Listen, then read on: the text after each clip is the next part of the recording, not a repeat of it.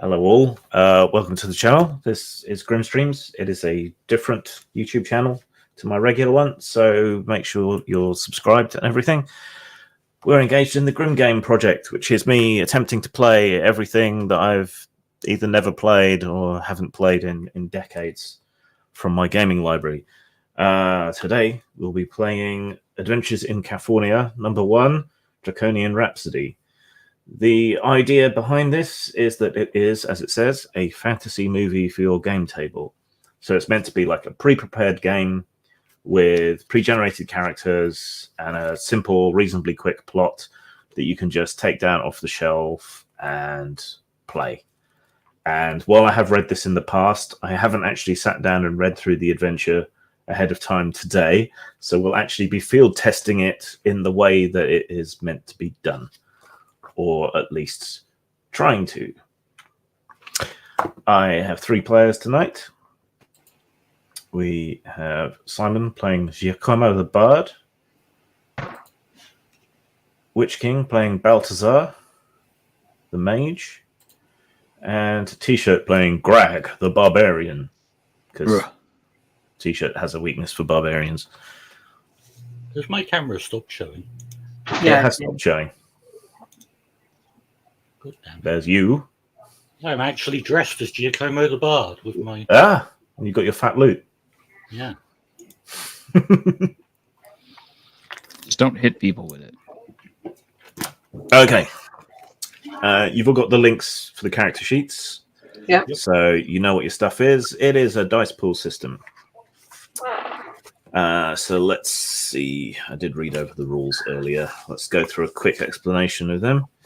It's a dice pool system with fate points, which you can spend to alter stuff.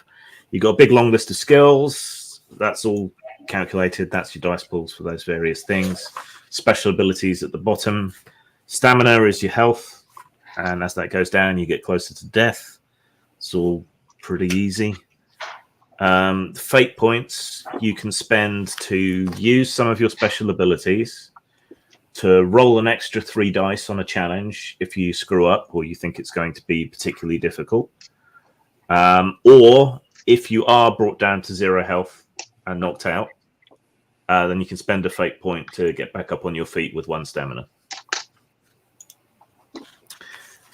Special abilities, they've got the rules on them there. So when you need to roll, I'll tell you to roll a specific skill.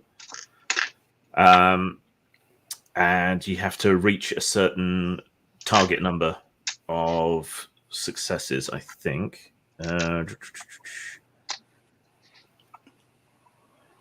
Yeah, some challenges will reduce the number of dice you get to roll. Some will give you extra, but your number of dice you roll is equal to your skill value plus or minus any modifiers. And you've got quite a lot of skill points, so that may be quite a few dice. Then you have to get that target number of successes. A 5 or 6 is a success. If you beat the target number, you succeed. If you beat the target number by multiples, you succeed really well. So you do extra damage in combat, or you succeed really, really well. That's about all we need to worry about before we start. Any questions about your specific characters? Just to clarify, so like my close combat skill is 12. I would roll 12 dice, yeah? You would roll 12 dice under normal circumstances, yes, needing a certain number of successes. Awesome. Okay. And I don't have to roll anything, so it's another one of those games where I don't have to roll anything.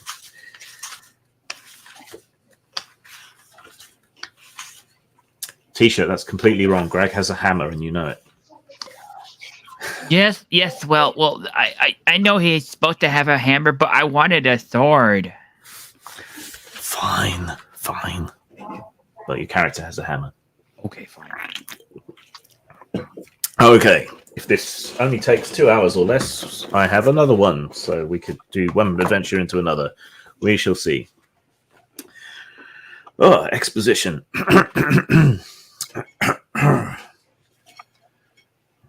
Let's make sure I've got YouTube comments up. Do you want to play a fairy instead? t-shirt. Pick the worst pre-made and give it to t-shirt for being late. I could do a fairy, but my fairy will have a two-handed hammer and still, drink beer and kill people. It's up to you. Like all good fairies should. Or at I'm least not goblins. going to change. Okay. Welcome to Kaphornia, pearl of the copper sea, fountain of prosperity, gate to the boundless riches of the Crimson Strait. Those are the words that greet you from the large metal plate marking the entrance to the biggest trading town of the south. All around you is the bustle of the docklands. Dozens of sounds and smells sweep around you. The gulls squawk. The smell of salty sea air. Scraps of conversations in strange languages you've never heard before. Glowing charcoal fires with roasting meat. The fine flavors of exotic spices, tobacco, and attars, mixed in with the less appetizing emissions of civilization washing away into the sea. The sheer quantity of impressions is completely overwhelming for you. You are strangers in this town, having just arrived on a boat. But already you're certain of the unlimited opportunities the city has to offer people of your professions. You are adventurers, always ready to risk your lives on a daring enterprise, and in return to be loaded with fame and wealth.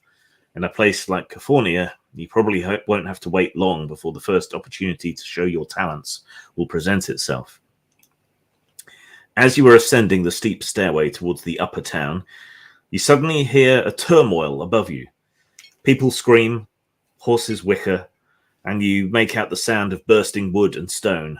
Then a huge shadow is cast over you when an iron wagon appears at the stairhead, tumbling down the stairway. A variety of attachments on the wagon suggest that it's supposed to look like a dragon. How anybody could come up with the idea of constructing such a monstrosity is completely beyond you. You also don't miss the fact that the metal automaton is holding a very lively figure in its claws, a screaming, shouting woman in the valuable clothes of the local aristocracy. Considering her precarious situation, she doesn't seem to be terrified, but rather indignant about this impertinence. "Let me go, you hellish creature. How dare you? Hey, you!" She points at you. "Help me. Watch out." The warning rouses you from your surprised stupor, and you realize that the automatic dragon is heading right towards you at increasing speed.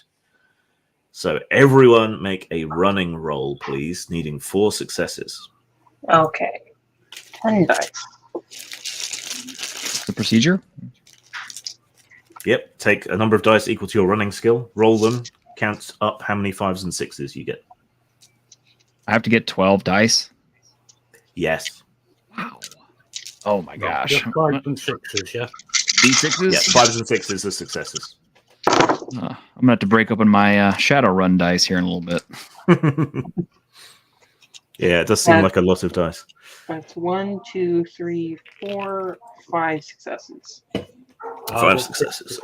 6 Mhm. successes, man. Okay. Okay, 5s and 6s? Yeah. All right. Finally got 12 dice put together. So.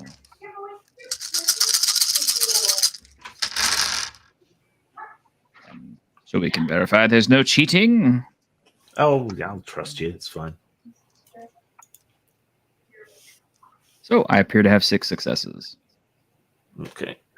Right. So you all succeed. You manage to hurl yourselves out of the way just in time, and the wagon speeds past you, missing by a hair's breadth. The wagon hits the lower end of the stairway with a loud bang and thud, and a whole bunch of brickwork breaks loose and tumbles down the remainder of the steps and into the sea.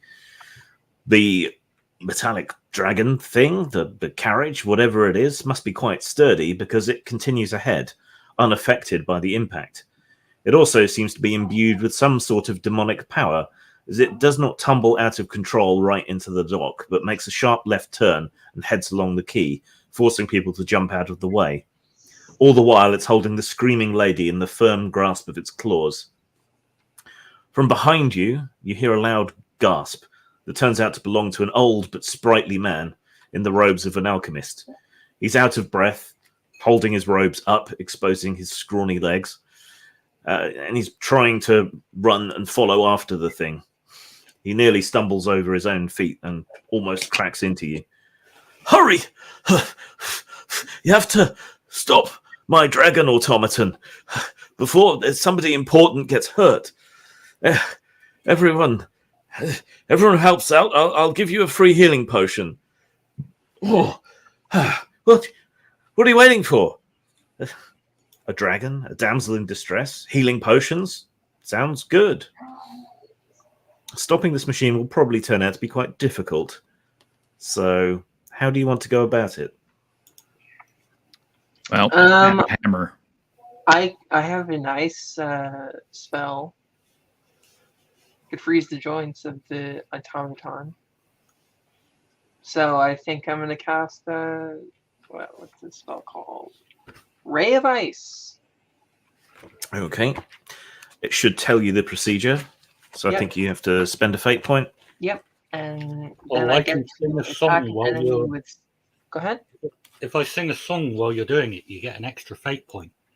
Oh. Not an extra fate point, an extra bonus dice. Sorry. Yes. Oh. Yeah, let's do that. Yep, So so I get to attack an enemy with 16 dice in ranged combat and lower their attack value by 1 for the turn. Yep. And you get a bonus dice from Giacomo's loud singing. You want me to actually sing a song? I mean, if you want to. Do you have one about freezing dragons? Oh, once there was a dragon and it needed freezing. And so Balthazar the mage, I got his name wrong, froze the dragon. I never said I was a good bard.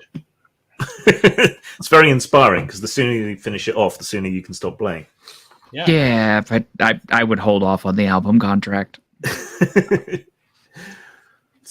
So how many successes did you get? I'm still counting the 16 dice, sorry. Okay. There's 17 dice. I have a much easier solution. This thing has kneecaps, so I'm going to smash it in the kneecap with a warhammer. That seems to be a You good know what? Do you plan. mind if I use a dice roller on my server to make it speedier? It's fine. Yes. Okay, Whichever cool. way I'll you want do to do that. That's just gonna take too much time to count the dice constantly. it. And T-shirt, do you want to make your hammer attack? Okay, 13 dice. Hammer is bigger. You can get a song about it if it does. Oh, do we get fate points too? Well, you are singing, so you can have an extra dice. Okay, I Okay. rolled 1, 2, 3 successes. 3 successes. Okay. Mm-hmm. And drag the barbarian with his mighty hammer. Smash the dragon in the kneecaps. And that's why it now fights for the guard. 4 successes for smashing it in the kneecap. Okay. And is Giacomo doing anything other than singing, or just going to stick to singing? I'm not sure I can do anything other than sing. No, I think you can just inspire the others. Okay, Call it names. so He does have shooting spelling, shooting ice magic slams into the dragon and covers its surface with frost. But mere moments later, the heat from inside its internal steam engine melts away the frost, and so it barely seems to have any effect whatsoever. Greg comes charging down the key and smashes his hammer with a resounding clang like a bell into the thing's knee on one of its kind of wheel legs, but it doesn't appear to do much except leave a slight dent in the surface. The dragon whirls around towards you all. Now, Giacomo and Balthazar are too far away, so it attacks Greg. First, it attempts to... First it attempts to bite you. So please make a toughness roll needing 5 successes. Okie dokie. 12 dice for that, okay. Everything's pretty much 12 or 13 dice for me. So just exclude this guy. It's funny, I liked those dice when I bought them. Now they just look ugly. That's cocked.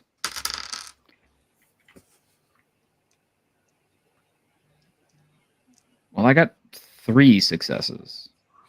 Okay, in which case it's going to nosh you. Unless I get an extra one for Giacomo singing. Well, yes, he is still singing. So Okay. I'll go ahead and throw that ugly dice too. Yeah, it's an ugly dice. It only gave me 4. So, nope. okay, so you are chomped by the dragon's teeth. Take 2 stamina of damage. Eh. And because you're the only person in range, it then attempts to claw you. So make another toughness roll, needing 4 successes. We were rolling like 59 d6s. Yeah, that's what I said, Joe. I'm gonna need to break out my brick of Shadowrun dice here, assuming I survive this encounter. Hi, Smith. They've just arrived in town and they're already fighting a kind of automaton dragon that's gotten out of control. Much luckier that time. 6 successes. Okay, so after being chomped, you kind of pull yourself free of its teeth and ward off its one free claw that it's fighting with your hammer. The princess is like, "What are you doing? Help me!" Right, so that didn't go so well for you last turn. What's your plan this turn, guys? Tell the princess, I could just let it take you. I'm going to continue singing songs. Okay. What else is it good for? I am going to. I mean, what's the mecha dragon made out of? Is it made out of like wood and metal and stuff like that? Iron and brass. Well, I guess fireball might help. Yeah, you'll have to be careful not to incinerate the princess, but you think you can manage it. Or me. And what's Greg doing? The kneecap hammer plan so far seemed to work. I mean, at least I hit it, so why stop? Okay. Actually, fireball it incinerates 3 enemies. So I'm just gonna use magic fist. I'm not an enemy. Okay. No. Don't forget your bonus dice from Giacomo's appalling singing. It's in there. I got 5 successes this time to smash in the kneecap. Okay. And I got 2 successes out of my 12d6. So Greg the Barbarian smashed the kneecap again. It's working. And by the way, I'm that using was, ranged combat. So I'm throwing magic darts with the force of a magic fist. Yeah. Balthazar did his magic-y thing. Okay. So you continue to hammer away at it with your hammer, and the metal starts to give on one of its legs. It starts to buckle, so it's kind of not limping, but kind of rocking as the wheel turns. The magic fist smashes into the side of the thing, where some of the frost still clings on, and that flakes off some of the metal on the surface as the fist goes clang, clang, clang into the side of it.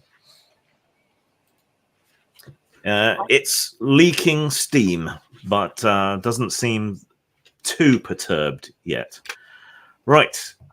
Can Greg please make another toughness roll, please? Can sure try. Being bitten. If only this were a knowledge task. This is clearly a task for a barbarian. Well, you could try and use your knowledge to figure something out about it next turn. That's just going to take your turn to do it. Yeah. It's cocked, but so that's 6 successes. 6 successes. Okay, yeah. You jam your hammer into the thing's mouth, stop it biting you, and then ward it back off. So successfully that it doesn't go after you with its claws as well. Okay, next turn.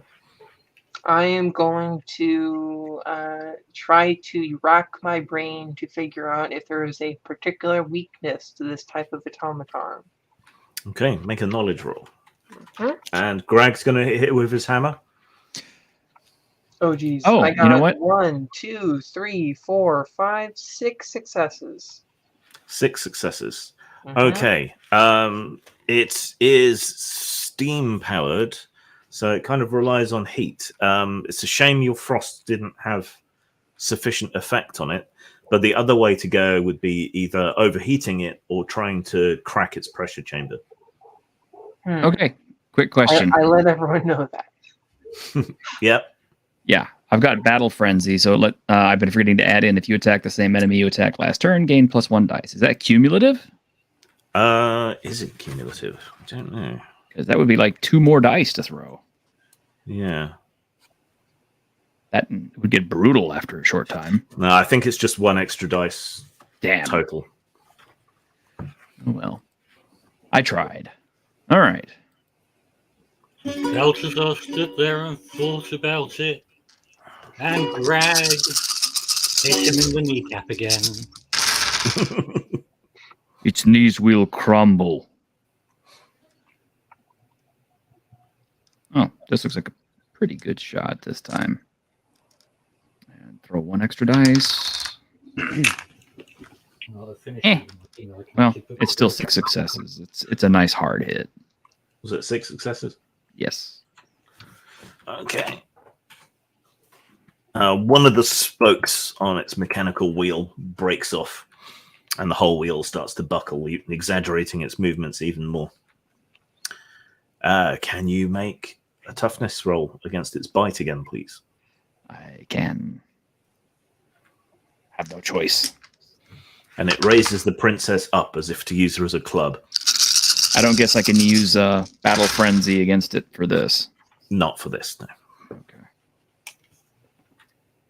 I think I bounced it again because it looks like. Oh yeah. Look at that. That's 6. That's 8 successes right there. Okay. Yeah. You smash it in the face as it tries to bite you and knock out one of its teeth. Right. Oh, new turn. 9 successes. Ha. I am going to attempt to hit it with a ray of ice again. Okay. Make your roll. Don't forget your bonus die for Giacomo. Mm-hmm. And Greg. Well, it's been working so far. Why stop now? Oh, wow. When you've got a hammer, every problem looks like a dragon. And yeah, this looks like one really great big giant nail. 4, 5, 6 successes again. 6 successes. Okay. Good thing 1s don't count for anything. I hope. Yeah, they don't. Just to throw another one. Oh, beauty hit. 5 more damage or 5 more successes. And Greg the Barbarian smashed the fuck out of it. Okay, you're beating it with your hammer when this stream of ice magic hits it. The amount of steam and flames and smoke dies down slightly, and the ice makes the form of it brittle. So it's just about to hit you with the princess as a club when you finally strike the mortal blow that just leaves it wheezing and slowly collapsing. Except now the princess has frostbite. Well, she has, you can tell she's cold, put it that way. That dress is kind of sheer, is it? Well, yes. And all the steam, it condenses. Oh, so she's wet and cold at the same time. Wet and cold, yeah.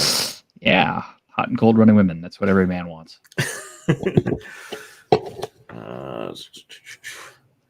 So, yeah, in the battle and in its travel along the quay, the animated dragon has cut a swath of destruction through the port facilities until you stopped it. It's kind of wrecked a small market. There's fish everywhere. There are wounded people lying around where its tail smashed things and lashed around.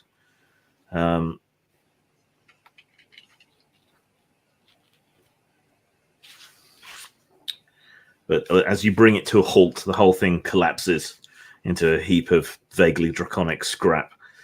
The city guards, who until now have made every effort to stay out of the fight, are now surrounding your alchemist friend back by the stairs. "Refractus, this time you've gone too far," their leader is exclaiming. "You can consider yourself lucky that these brave heroes were here to prevent worse things from happening.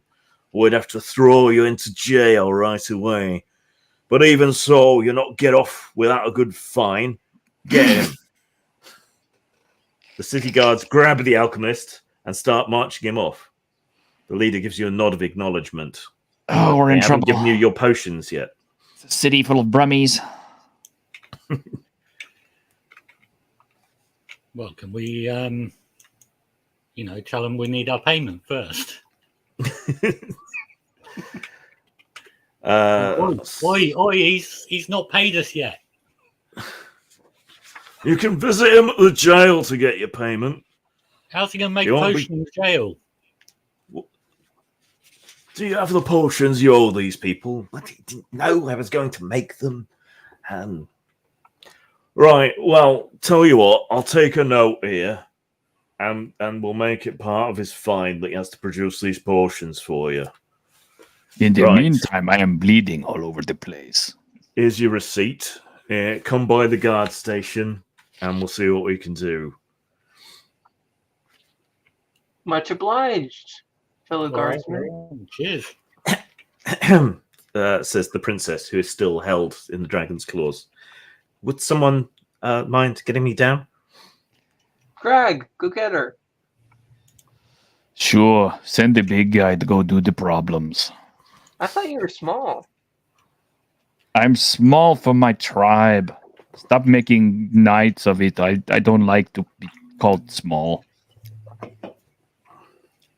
Yes, Greg will climb up there and get her down. Okay. In Can you make true a barbaric strength? fashion. Can you make a strength roll to set her free, please? Ooh, strength check. Yeah, why not? That's another big one for me. Like everything I do that's physical is big. Yes. That's because you're humongous compared to everyone except your own tribe. I am smallest man in my whole tribe. I am smallest gopnik. Greg, 5 successes. Or 6 How many? 6 successes to climb up there and get her down. Okay, so you clamber up and you muscle up to the dragon's claw and pull it open. She slips through, tearing her dress, strategically avoiding revealing anything too lewd, and lands in a heap on the floor and picks herself up and I'd brushes catch herself her. down. I'd catch her. It's Do you possible. want to try and catch her? Sure. What skill would it be for catching someone? It looks less heroic if she just falls on the ground. Yeah.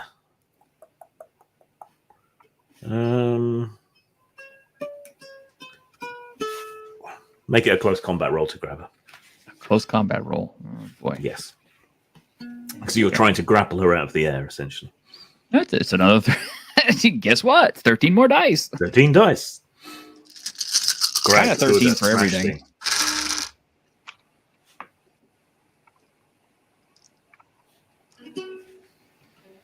And it's only 3 successes this time, so Well, that's enough.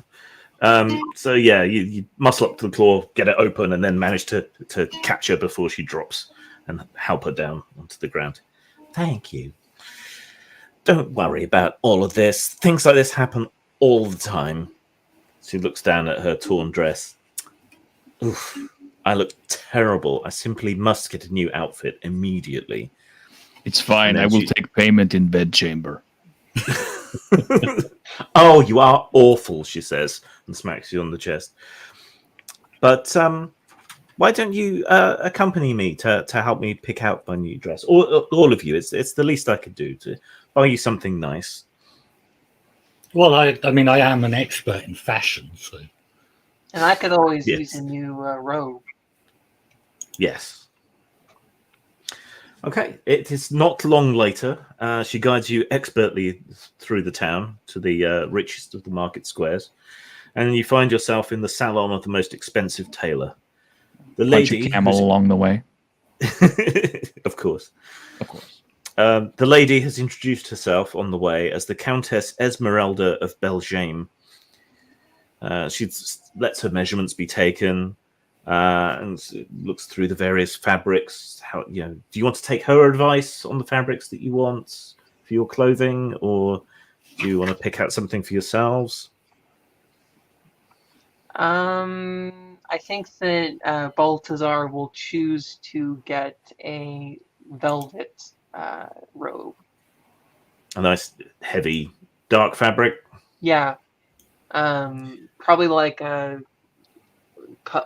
some browns, blacks, yellows, reds, sigils on it, and yeah, A coat of many colours. yeah. Some sequins. The word wizard. And Greg, you gonna let the lady dress you? Greg won't wear anything that he can tear in both hands. This fabric is too weak. It's made for a soft girl. Need something stronger. The tailor's like, no, that's silk. Strong fabric, you say? Well, there's some sacking out the back, I suppose. Sounds good. Padded with silk stuff. Well, yes, it's not like I can sell it now. But the Countess supervises the tailoring, so you end up looking a bit like that scene in Django where he gets to pick out his own outfit at the end of it. Nice. Only it's made of sackcloth and silk ruffles. There you go. Oh, don't you look just darling? Well, that's better. Now everyone's properly dressed. Oh, what exquisite taste you have, Mr. Giacomo. That's a striking outfit.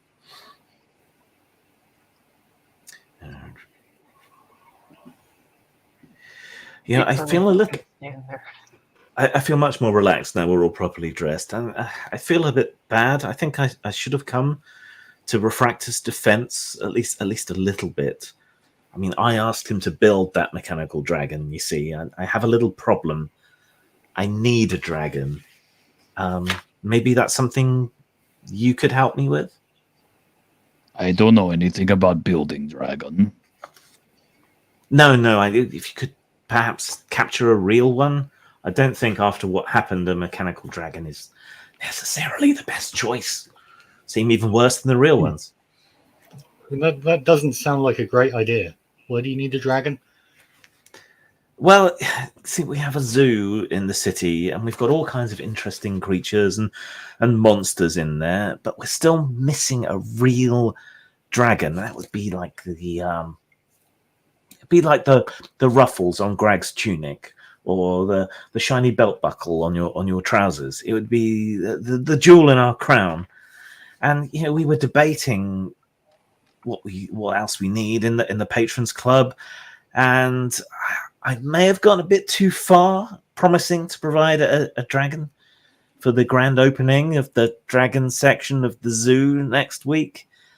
And I mean, I can't just set fire to a lizard or something. It's just not going to work. I really need a real dragon. I got myself in quite the pickle here saying something like that. It's all Zava's fault. So you can't control metal dragon. So instead you want to get even more uncontrollable real dragon. Well, barbarians are stupid. Well, Refractus, I mean, he was the lowest bidder. So I maybe it's not so surprising. But yeah, I'd be willing to pay you if you could capture a dragon for me, perhaps. Out of character, I have a question. Mm-hmm. Are dragons like sentient, speaking beings with a civilization, or are they just animals? You have no idea because they're mostly legendary creatures, and the only character who has obsessive autistic knowledge of dragons, none of you are playing. Okay. I know a song about a dragon. That's not helpful. Is it Puff the Magic Dragon? It is now.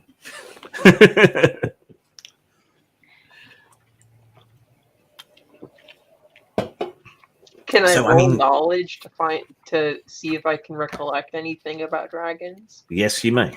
Okay. Just straight out ask her. So where do you find dragon? Well, let's see what he gets on his knowledge roll first. The Balthazar had a think. That is 4 successes. Okay, let's see. Where's the dragons? And he knew something. Probably.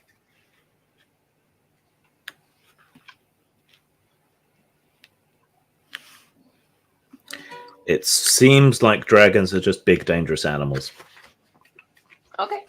so far as you're aware. Finding a dragon, was that, Greg? You big, strong brute, you?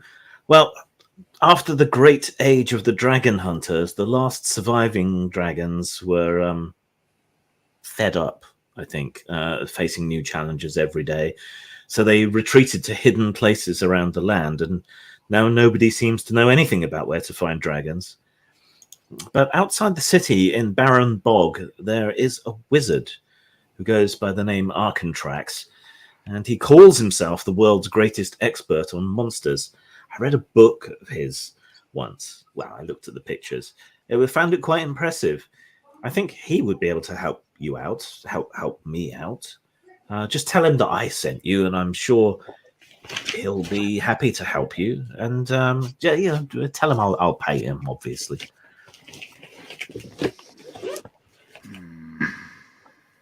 I say we do that. They're just animals after all. She claps her hands delightedly. Oh, thank you so much. And you didn't even ask to be paid. Damn it. Well, I mean, you'll be famous, of course, and I'll make you trustees of the zoo so you can visit whenever you want. And perhaps if we can do some captive breeding, you can fight some of the monsters. Excuse me, don't you know who I am? I'm already famous. Well, you're fresh off the boat, aren't you? You might be famous in your homeland, but you're not famous here yet. This is part of my world tour. Well, I'm sorry to have insulted you, but think of the crowds you'll draw as a famous dragon tamer. Well, it will make for a good song. That it will. A Draconian Rhapsody, you might say. Writes that down. Well, excellent. That's all sorted out then. Yes, I'll leave my address with you so you can call round when you've caught the dragon. And wonderful. I'll leave it with you then. Guys, I'm sorry. I thought we were going to get paid. I spoke too soon.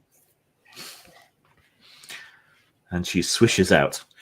So what did she say? The Barren Bog and someone called Arkentrax. Mm-hmm. So I guess I'm the leader now. So I'm the wizard now.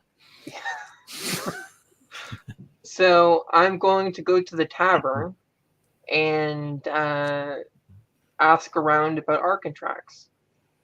Okay. Let's see.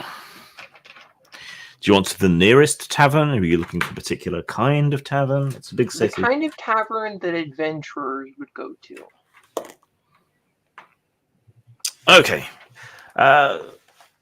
You quite quickly find a grubby little tavern not too far from the docks and not too far from the sort of adventurers market called the Hobbit's Crotch. Oh, God. Seems like just the sort of place. It's full of rough-looking people with various missing limbs and hooks and eye patches and things like that. Seems like just the place. Home. Understand name now. Smell like Hobbit's crotch too. It does pretty much, yeah. And lots of the people in here drinking and carousing are still covered in the blood, guts, and other effluvia of creatures they've killed. Let's go in. All right, you duck in. The air is so smoky it makes your eyes water. It does smell like you imagine a hobbit's crotch would. There are big kegs being used to fill wooden mugs to the top with frothy ale. There's a pig ? Roasting over a big fire. Lots of trenchers of bread and all sorts of stuff all over the place. I go to the barkeep. All right. He's a big, burly, bald man with an eye patch and 2 hooks for hands. My Well, good it man, be soft hands. First thing I want to know is how you wipe. Very carefully. So, my good man, I am seeking knowledge of a sort that I suspect you could provide. I am looking for, in fact, a scholar of the name of Arcantrax. Arcantrax, you say? Yes. A hush falls across the crowd. What do you want to go and see that lily-livered buffoon for? Need just a minute. We're going to step away. Okay. Oh, who wants? Oh, okay, I'll go. We're on an animal teaming quest to find a dragon. What kind of pussy tames monsters rather than slaying them? The kind that gets a zoo named after them. Zoo?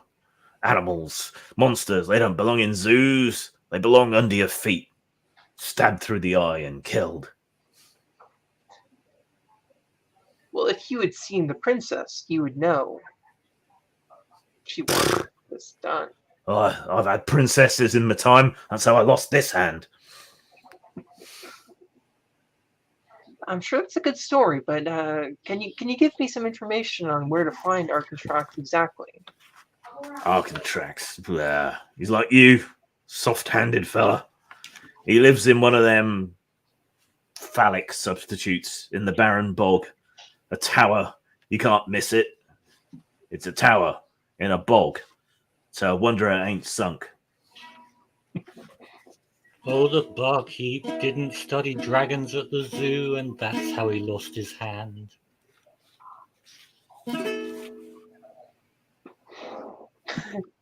This He Giacomo shakes his hook at actually you. saying that. And taps the sign that says no bards. No stairway. I'll sort myself out. But that's all you're getting without paying for a drink and a meal. Do we have money on us? You have enough coin for like a room for a couple of nights. Okay. Then I pay for it. Okay. So Greg took a bit of a beating. Do you want to spend a night in the city before you go off looking for Arcantrax?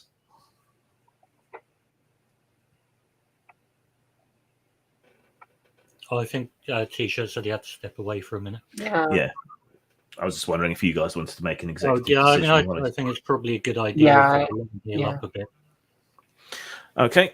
Well, if anyone took any damage, they can have one of their stamina back. Okay. Get a stamina back. Yes, you can have 1 stamina back from Okay. decided to stay a night in the inn. So you have 6 days left to capture the dragon.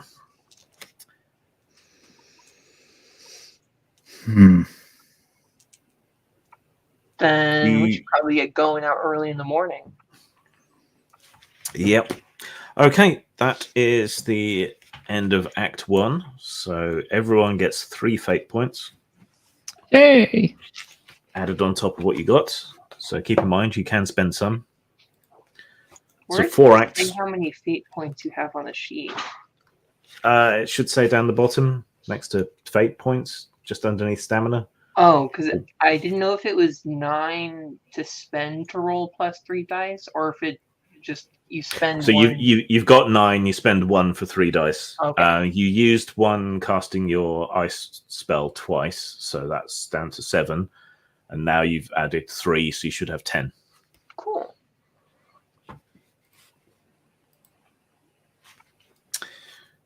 Right. Once you paid for a room and some food and drink, the innkeeper with the 2 hook hands was a little bit more forthcoming. The Baron, and he gave you directions to the Barren Bog. The Barren Bog lies immediately north of the city of Kaphornia and is a bleak and arid wasteland plagued by monsters and ghosts. You came here to visit the magical tower of Arkantrax the Wizard, an expert on all kinds of monsters, allegedly, hopefully including dragons. There are no roads, so you have to travel cross-country, circling around thorny hedges and marshy hollows, avoiding bog traps. The map that the innkeep sketched isn't the best because he has hooks for hands. So it's rather inaccurate and quite hard to follow or to glean any useful information from whatsoever, apart from a general sort of direction. So you've been hoping that you can spot the tower above all the swamp trees and bushes and things. But you've been underway for hours now, and where the heck is that blasted tower? Okay, everyone make a perception roll. You need a total of 9 successes between you. Between us. Mm-hmm. That is possible. The way my dice have been rolling is like 9 of them in total from me. I got 1, 2, 3, 4, 5 successes.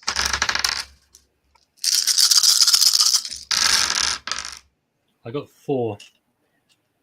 So that's 9. And then Greg got? Got 3 more. Okay.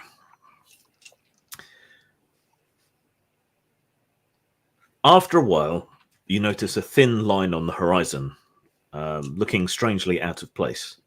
Could it really be? Indeed, soon enough, the line turns out to be the magical tower. With this landmark before your eyes, it'll be easy to get there. You set off with renewed enthusiasm. Everyone gain an extra fate point. Awesome. Finally, after passing some cinematically appropriate snakes, scorpions, and other creatures crawling over rotten logs and things, you stand before the tower. It looks quite impressive as far as penis substitutes go, with a diameter of less than 30 feet and a height of at least 300 feet. No foundation could support such a construction, especially in a swamp like this, so it would definitely seem to be a magical tower. The huge wooden portal door is closed, and there is a note attached to it, reading in scrawly handwriting, "Strangers not welcome, go hassle somebody else. Be warned, I've set lots of mean magical traps." This wizard doesn't seem to be the welcoming type. You hear a squeaky voice down by your feet. "Please, don't believe a word of what's written there. It was written by the guy who threw me out of my own tower." You look around in confusion until you spot a huge blue tulip in a nearby flower bed, wearing a wizard's hat on top of it. Somehow the flower has a face, but you're not quite sure how, and it looks kind of sad. "Yes, you heard me right. Here I am. Hello, I'm Arkantrax, the wizard. This was my tower." Arkantrax, I don't suppose you could tell us anything about dragons. Well, obviously, I as an accomplished wizard and studier of monsters and all sorts of things, I know quite a lot about dragons. A whole section of my private library is filled to the brim with literature on the draconic kind, and I'd absolutely love to let you browse through it. I even have an artifact in my possession that could be of some use to you if you're looking for dragons, but more on that later. You see, I seem to have been turned into a flower. What would happen if we picked you? I don't know. Nothing good. I think the roots might be my legs. If you could help me return to my human form and get rid of the intruders, I'd be very grateful, and I would let you peruse my library as you wish. I am not a wizard. How am I supposed to turn you back into man? Well, are any of you wizards? He looks like a wizard. Look, he I'm even has wizard in sequins on his robe on the back. It glitters in the dark. Yes, he must be a wizard. That or a golfer. No, I am a wizard. I assure you. So, do you know how to turn me back? Can I roll knowledge? Or do I Yes, you actually can. Okay. He definitely knows how to turn them back. Bonus dice. Okay, so let me roll another. It's confusing because we were singing swear words yesterday. So that's 1, Funny. 2, 3, 4, 5 successes. Okay. Yes. You'll need a cauldron, the recipe book for whatever potion turned him into a flower, and the ingredients, which you suppose must be inside the tower. Okay. Greg, knock that door down. Oh, sure. I have hammer, so of course I can knock Oh, down. Kalu, Kalei, you're going to rescue me and turn me back. Ah, wondrous, wonderful.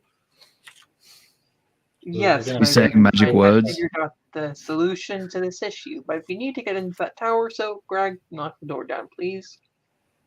Could we not just knock politely, like civilized people? I suppose we could.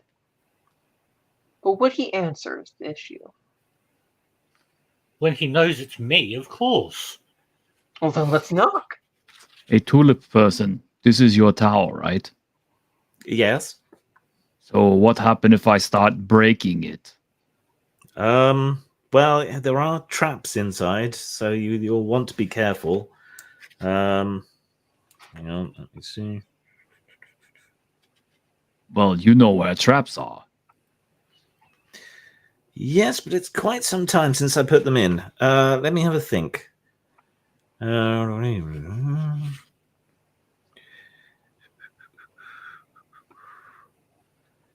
Okay, yes, you'll have to be very careful.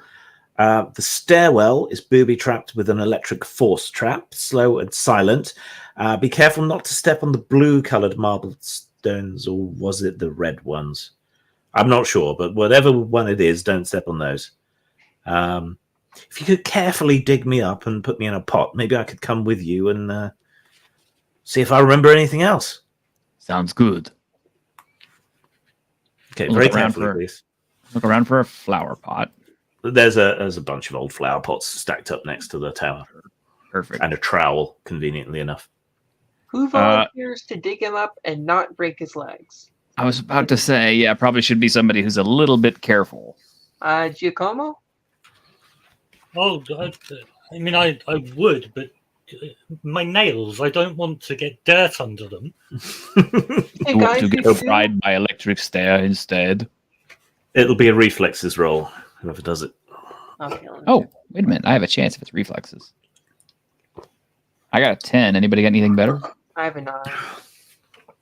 Greg have surprisingly gentle touch. God.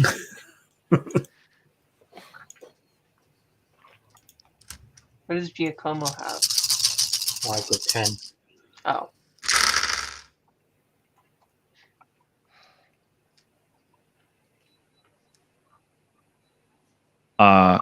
I not want anyone to talk about this afterward, okay? Just we keep this part secret when you tell story, okay, Bod? I can't promise anything. I mean, it does make for a terrific tale. No, I never hear end of it in village. Somebody say, "Oh, look, Greg take up farming and gardening now, like civilized person." Greg the soft-handed barbarian. It's yeah. I got 5 successes, so I should be able to transplant it Okay. without too much. Yeah. You dig him out nicely, and you pot him properly, and you press down the dirt so he's nice and snug in his pot. So, this is actually better than being in the flower bed. If you ever decide to give up adventuring and become a horticulturalist, well, look me up. A what? Horticulturist. I'm not that hard up for work yet. Gardener. Oh, no, we don't. Like a garden. farmer, but for things you can't eat. No, farming and gardening is for weak people. Oh, well, it's a shame. You have a natural talent. You have a flair for it. We don't talk about this anymore. So, I don't think the key is under the flower pot anymore. I think the interloper has it. So we'll either have to pick the lock or bash down the door, I'm afraid. Look over at the bard. I look Can back. you pick the lock? I don't think I can. There's a thief that nobody's playing. Wouldn't can it be sing. a wisdom check? What You would I can sing need the for- panties off of any woman, but you cannot sing lock off door.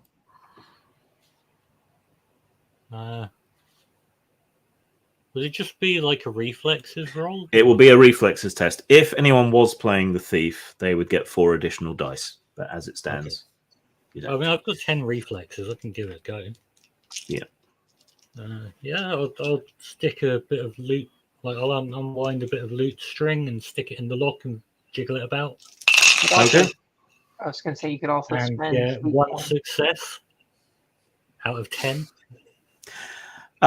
Okay. Your spare loot string gets stuck and tangled in the lock mechanism, which is now rendered completely unpickable, and will have to be removed by a professional and bonded locksmith and replaced. I mean, I said I could try. I'm an artist, not a thief. Well, Greg, it's your turn now. Okay. Knock, knock. The door. I'm So assuming I don't are have to roll just because it's like it's a. Are you actually stationary knocking, or object. are you trying to bash it down? We'll bash it down. Okay. Yeah. Make a strength roll. Yeah. Guess what? It's 13 it again. Song of encouragement. Have an Rag extra did dice. what he does best. He hit things. And did it reasonably well, apparently.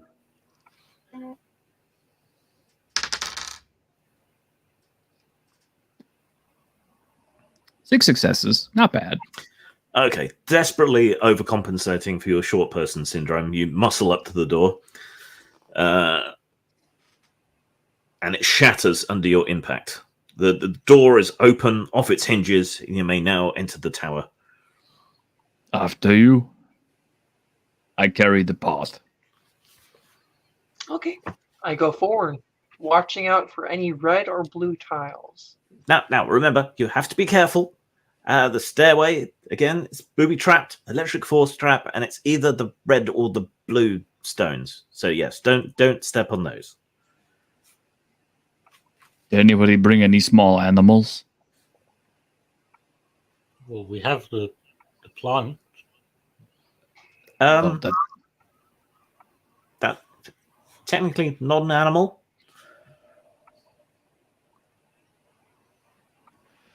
But Greg have idea. Hang on. okay. Greg is going to retrieve a little bit of uncooked meat from his pouch that he was saving to cook over the fire. Yeah. And first throw some of it on the red tile. See if it starts cooking. Okay, it hits the red tile, and there's a crackle of electricity, and a small bolt of lightning flashes from the wall and hits the meat, cooking it instantly. Blue tiles. Okay, up the red tiles. Okay, make a stealth roll to creep up, sticking to those tiles. I will reduce the difficulty accordingly because you know which tiles are which. Okay.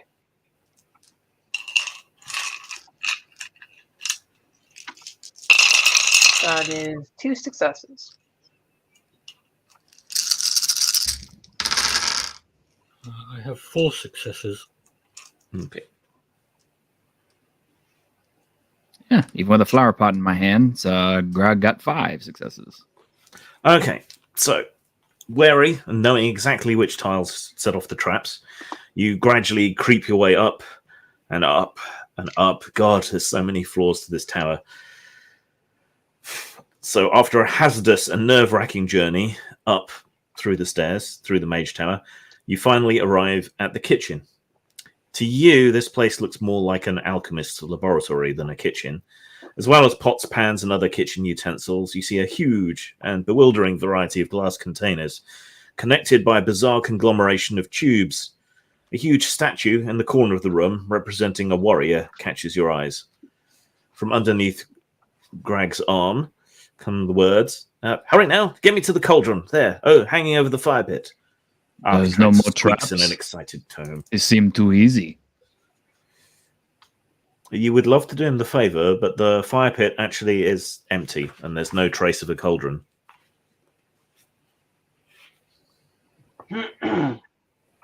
Then we put the wizard Arcantrax in the pot. There is no cauldron, despite him telling you that there was one, and there's no fire in the fireplace either. Arcantrax, what's going on here? What? I can't see. Show me. There's nothing. You stand there looking at the place where the cauldron is supposed to be when an oily voice comes from behind you. Are you looking for this? You hear a dark, mocking voice behind you. It comes from a tall figure in a long purple coat. He holds the little cauldron, for it is only a dinky one, over his head as if it weighs nothing. Before you can react, he lets go of the cauldron, sending it tumbling to the ground, spilling its contents all over the place. No, says the tulip. The purple shadow throws back his coat, revealing a dark, starry blackness, a gate into another dimension. Between the stars, you can make out movements. Something from inside the robe is coming towards you. Before you can even enter this thought, a frenzied horde of purple creatures emerges from the darkness. As the darkness dissipates into nothingness, they land in the room. The monsters are about 3 foot tall, covered with shaggy purple fur. Under their long, bulbous noses, like proboscis monkeys, they bear huge teeth, are running towards you with shrieks of excitement. Hurry, says Arcantrax. Put me onto the head of the golem. And he sort of sways slightly towards the statue of the warrior. I'll run over there and slap him on top. Okay, well, we will go into combat turns. Okay. Let me just make a couple of notes here.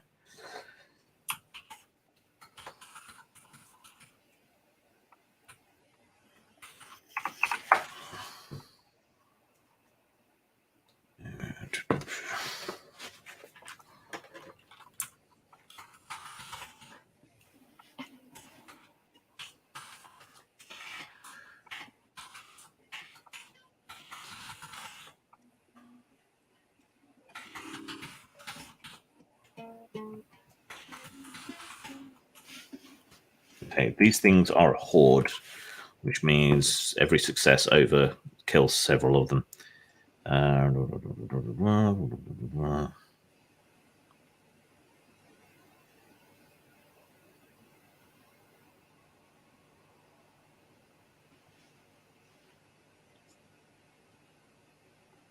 It seems like a good time to spend fate points. Yep. Potentially, yes. Okay, so heroes go first. What do you want to do? Against this horde of purple, big-nosed gremlins. I am going to use Fireball. Good choice. I'm the only one who has the pot, so I have to go and move him to the golem thingy. So that'll be my action. And is Giacomo going to sing? I mean, you are likely to be pounced by several of these things. You're in range, unlike with the dragon. Yeah, I think I'm going to try and whack a bunch of them with my loot. Okay. And I got 3 successes. I've got a rapier, so I'll use that. That Okay. seems more sensible than a loot. And I got 3 successes for my Fireball. 3 successes for the fireball. So, okay, that's all right. Huge fiery explosion engulfs part of the kitchen, igniting a whole bunch of ingredients, melting some of the glass pots, and incinerating a whole bunch of these little gremlin things that just sort of fly around with their fur burning off, shrieking in agony. Right, make your attack with your sword. Is that just a close combat roll? Close combat roll, yeah.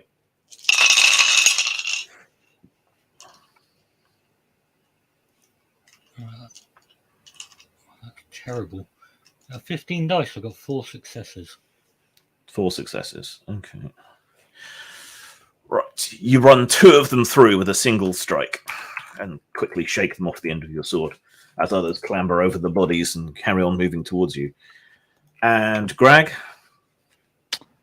Like I said, we're putting the wizard on the golem. Okay, the golem is about 10 feet tall, this gigantic stone statue, and you're having to climb it while carrying a flower pot under one arm. Make a climbing roll. You may wish to spend a fate point. I got a 10. I should say I got 10 dice. Should be okay. Doing pretty good there. You can spend fate after the fact if you want. So. Oh, okay, good. Well, let's see. Let's see how we do first. I'm not being asked to do any alchemical formula or anything that's really, really difficult so far. So everything physical is kind of in Greg's wheelhouse. 3 successes enough? You're about halfway up. Okay. I'm just curious, would more successes have gotten me up there quicker? Or? Yeah, more successes will get you up quicker. Oh, well then, let's retroactively spend some fate points. Okay. Spend 1 fate point and roll 3 extra dice. Yep, 3 extra dice. I'm marking off my fate point and 3 extra dice. Oh, got 1 more whole success. Okay. Almost there. Almost. You should reach it next turn. Yep. Right. So.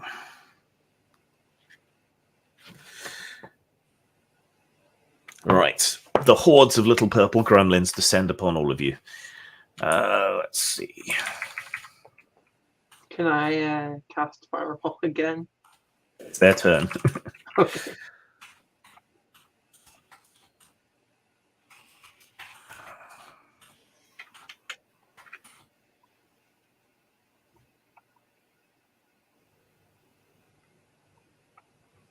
Yeah. As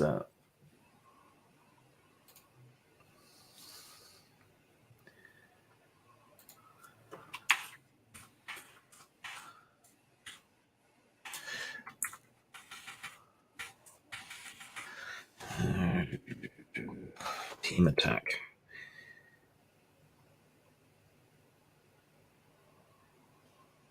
Okay. Can all 3 of you please make toughness rolls? Okay. Yeah.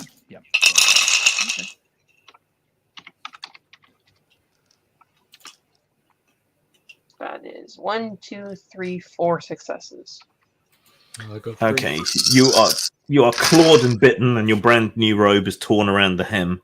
Take 1 stamina of damage. Okay. Damn, I only got 1 success out of all that. Okay. Several of them swarm up the bottom of the statue and scratch and bite at your legs. Take 1 stamina of damage. I'm down to 3 stamina. And what did your karma get? Only got 3 successes. Okay. And as you're sort of kicking the couple of impaled creatures off your sword, more of them leap over each other and get onto you and start biting and riding around on your shoulders and scratching you. So you also lose 1 stamina. Next turn. Climbing. Okay, make another climb roll. I'm going to fire my fireball at them. They're all over you guys now. Oh no. I mean, that's D&D tradition, but we're not playing D&D. I was about to say, yeah, you're like detonating a nuke at ground zero. You sure you want to do that?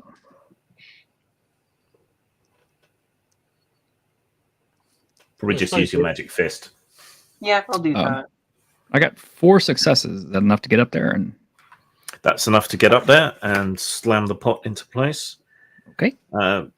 So you fling yourself up onto the golem's head with these gremlin things clinging onto your back.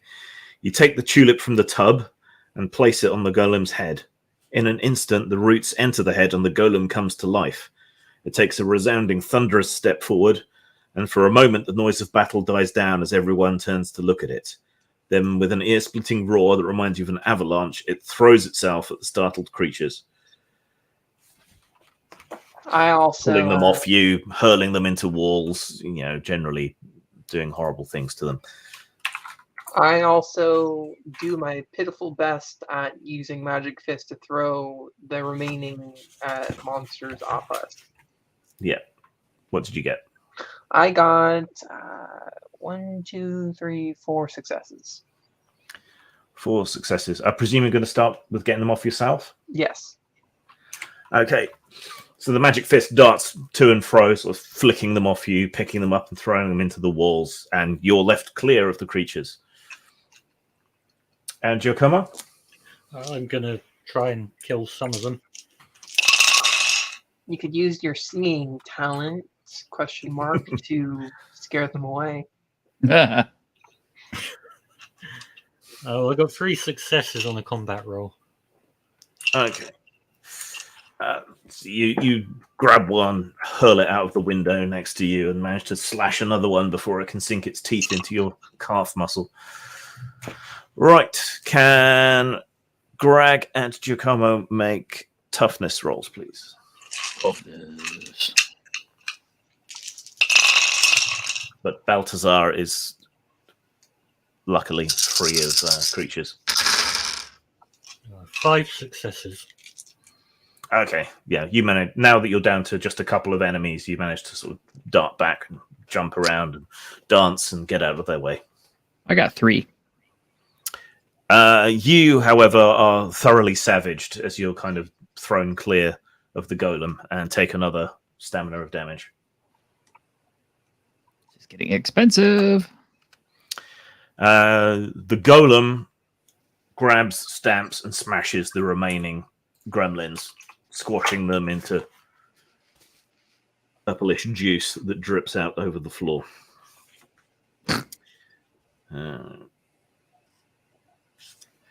The handful of remaining creatures look at each other and seem to realize that they're not going to win this fight.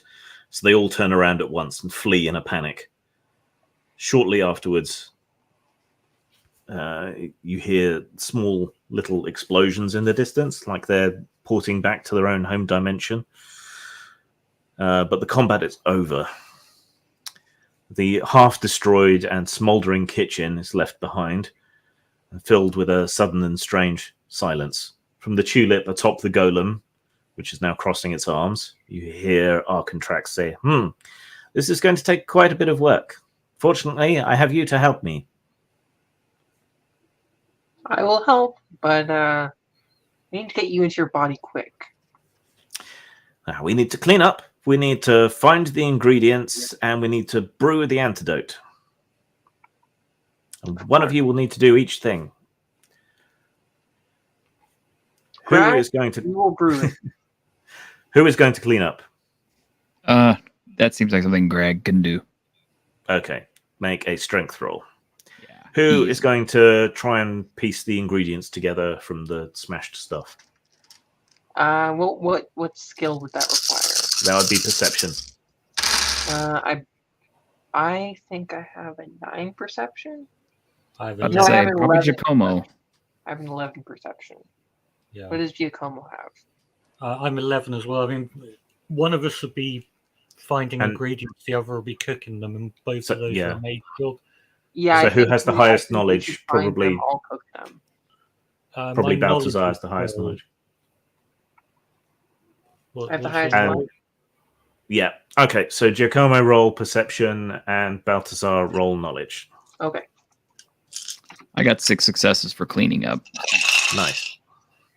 And that is 1, 2, 3, 4, 5, 6, 7 successes. Maybe people in village are right. Greg very good at gardening and cleaning things in the houses. Should have got you a maid outfit from the tailors. You shut up, GM. This is trying to find ingredients. Yeah, perception. How many did you get? I got 6. Okay, you guys are not built for adventuring, perhaps, but you're certainly built for a cleaning service. You whirl through the kitchen and clean it up and sort everything out in no time at all. Arkentrix is very impressed. Everyone gains 2 fate points. Awesome. Finally, the time has come to immerse the wizard tulip into the bubbling liquid. You do so with a pair of tongs. There is a loud bang and a lot of smoke. And when the smoke has dispersed, both the tulip and the magic potion in the cauldron are gone. Instead, the cauldron now has an elderly, naked gentleman standing in it, well, with one foot in it, with a long white beard, a half-bald head, and a bright red face as he covers his dignity with his hands. I'd forgotten that my clothes don't get transformed back. Could someone hand me a dish towel? Greg will oblige. Thank you. He ties it around his waist to cover himself up. Visibly sucks in his old man gut. Thank you so much for helping me in my darkest hours. Alakazam, all your wounds are healed. Okay, awesome. And he hands each of you an amulet. The amulet, when worn, you can pick one of your skills, and it will give you a +1 dice bonus to that skill. So pick a skill and add 1 to it. I am going to add 1 die to probably knowledge, so I have 14. You feel yourself getting cleverer. Your brain pressing against the inside of your skull.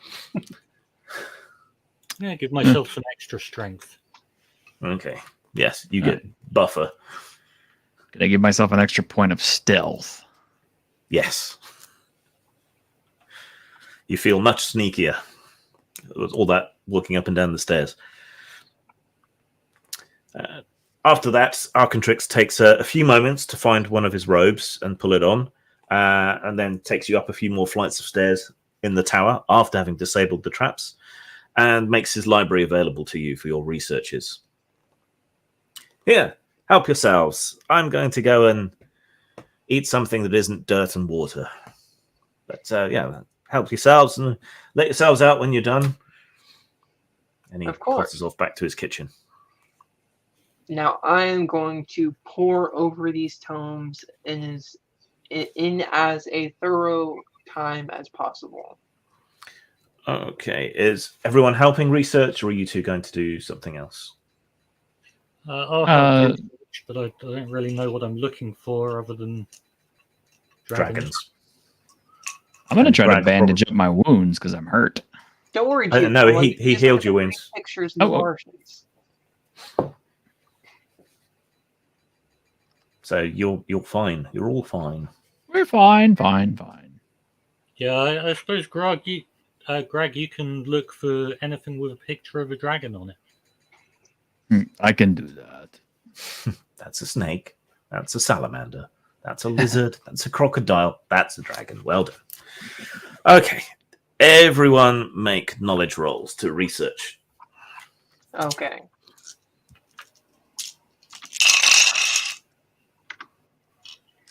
That is 1, 2, 3 successes out of 14 dice. Okay. I got 4 successes. Okay. And Greg? Don't expect much. This is not a great big... Okay, never mind. It's not your Greg forte. got 4. Actually, he got 5. He got 5. Okay, for someone who can't read, you've pulled a blinder there. Yeah. Okay, you find a particularly thick and impressive-looking tome tucked away in the back, too high up on the shelves for anyone else to reach, and you grab that down, and that turns out to be the keystone of the whole research. So in your reading, those of you who can read, you find out that there is a young mint dragon going by the name of Lug that seems to be living in the Thorny Mountains east of Kaphornia. This is the most promising place to look. Yes, mint. Presumably, there's also chocolate and vanilla dragons. I don't know. I was about to say, yeah. They have chocolate and mint. Pistachio dragon. Do they live in the Andes from the mint? But this is the most promising place to look within the short amount of time you have. So that seems like the best place to go. Then Arcantrax rejoins you as you're getting ready to leave. And taps the side of his nose, looks around, and then leads you through a little secret passage in his walls into a secret chamber on a hidden floor of the tower. And in the center, there's a golden tablet on a velvet cushion He takes the tablet off the cushion and hands it over to you. Here, I honestly can't thank you enough. Now, listen. Mint dragons tend to have or so it's rumored, have a scepter in their possession that contains part of their soul, kind of like a lich. If you find that scepter and speak the magic words on this golden tablet, then the dragon will become your pet, your slave. It will be subject to your will. The one of you speaking the magic words has to hold the scepter and the tablet in their hands, and that should give you control over the beast.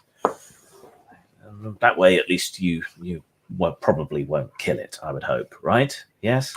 Yes. I don't want to kill it. I do so hate to see creatures unnecessarily harmed, except those little purple demon things. Screw those guys. So we're planning on taking this thing to a zoo where it will hopefully be well looked after. Huh. Fascinating. I don't think a dragon has ever been domesticated, but given how much longer cats and dogs and things live in captivity, it'll be interesting to see how long a dragon lives. Something for my useless son or my grandson to look into, because they do live a long time anyway. Oh, fascinating. Well, I wish you all the luck in the world. Thank you. And that's the end of Act 2, so everyone gets 3 fate points. Awesome. I've really been needing to spend these fate points. Yeah, I'm up to 15 now. I figure that we'll probably have lots of need of them when we fight the dragon. You can only I don't think he's going to go willingly. roll 1 per challenge, so Yeah, well, once per roll, yeah. yeah. And for recovering from being dead, useful Yeah. for that. And Balthazar uses them for his magic as well. Mm-hmm. Okay. Are you doing anything else before you leave the tower and head for the Thorny Mountains? Is there any spell or ritual that allows for us to repair our clothes? Yeah, Arcantrax probably has a grimoire you can ritually cast a spell from to fix your clothing. Okay, awesome. This cost a lot of money to that princess. We need to keep it clean. I don't suppose you have any magic weapons or anything, do you? No, not really my scene, man. You wouldn't have any way to get us there quicker. We do have a very short time. I suppose if you help me move some tables, I can inscribe a teleportation circle on one of the rooms. Oh, absolutely. Sure. Greg can move anything. It's probably not safe to teleport you into the mountains because I can't be exactly sure of the height and so on, but I can put you in at the foothills. Then let's do it. Okay. So, yeah, moving a few tables is easy enough. He chalks out an outline, corrects the runes a worrying amount of times, and then encourages you to stand in the middle while he says a bunch of nonsensical magical words, and space folds in on itself. Everyone turns into a penguin for a little bit. My legs floating off into the sunset.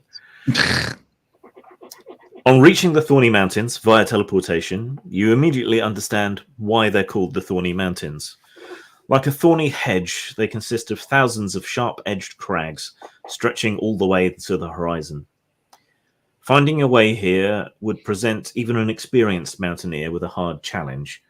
Fortunately, you found a good map of the surrounding area in Arcantrax's books, in the section on the Mint Dragon, so you know pretty much where to find the dragon's den.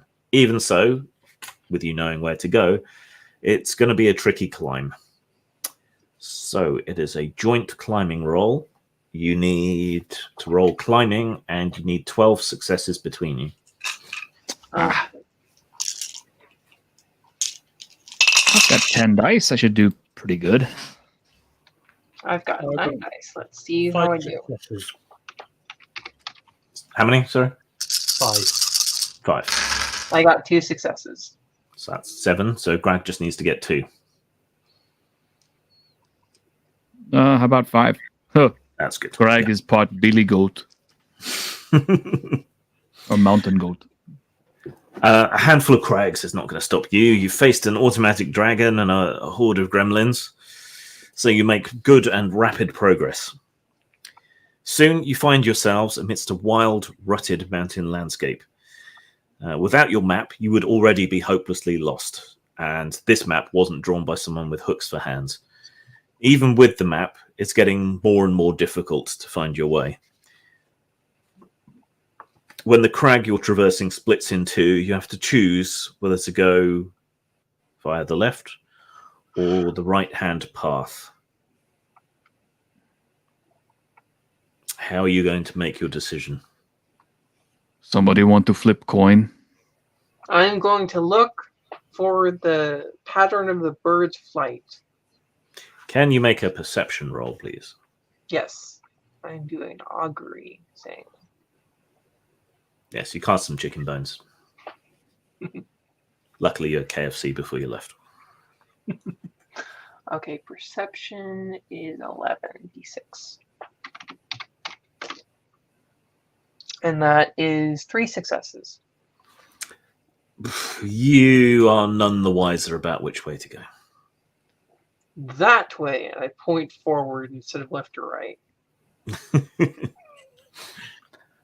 Unhelpful. So does someone want to actually flip a coin or roll a dice? Or... Well, we could just take the right way because the right way's right. That's unassailable logic. Is everyone agreed? You could All always paths take the lead to left dragon, route right? for the reason I explained in the D&D game we played, Simon. What was that, sorry? You could always take the left route for the reason I explained in the D&D game I played with you as the DM a while ago. We could, but that would be potentially taking the right way. That is true. I don't know. It might be more interesting to have some challenge. That's true. But we're going to go right instead of left. Instead of left. You're going to right instead of left. Okay. After some discussion, you decide to take the right-hand gully. For a while, you make good progress, but then you're faced with a deep gash in the mountainside that you recognize from the map as the ravine leading up to the dragon's den. You have a difficult climb in front of you. Everyone make a climbing roll. Okay.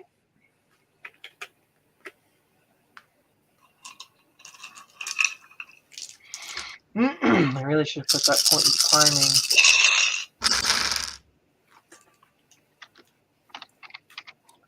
Four successes.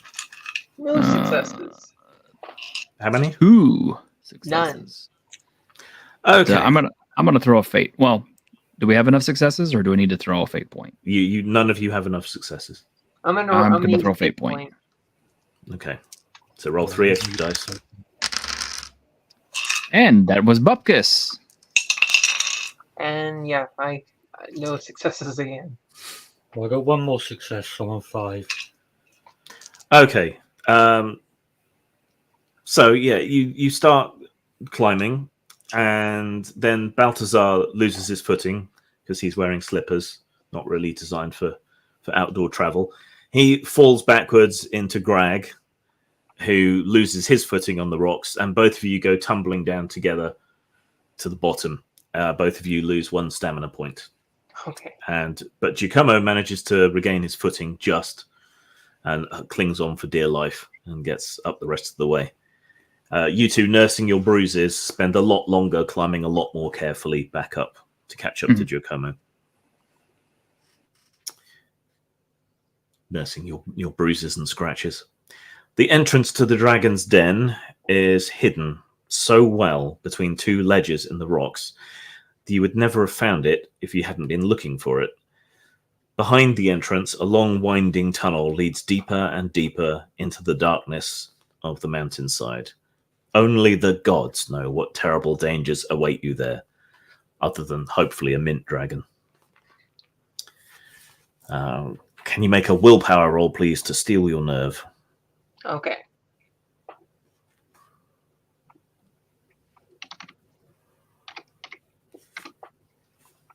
That is 1, 2, 3, 4, 5, 6 successes. Okay, you are unafraid. Oh, Uh-oh. yeah, he'll be back. His internet seems to be a bit flaky sometimes. Mm-hmm. I got 4. Okay, Greg not scared either. Let's see about rolling for Giacomo. Willpower 11. He's quite a brave soul.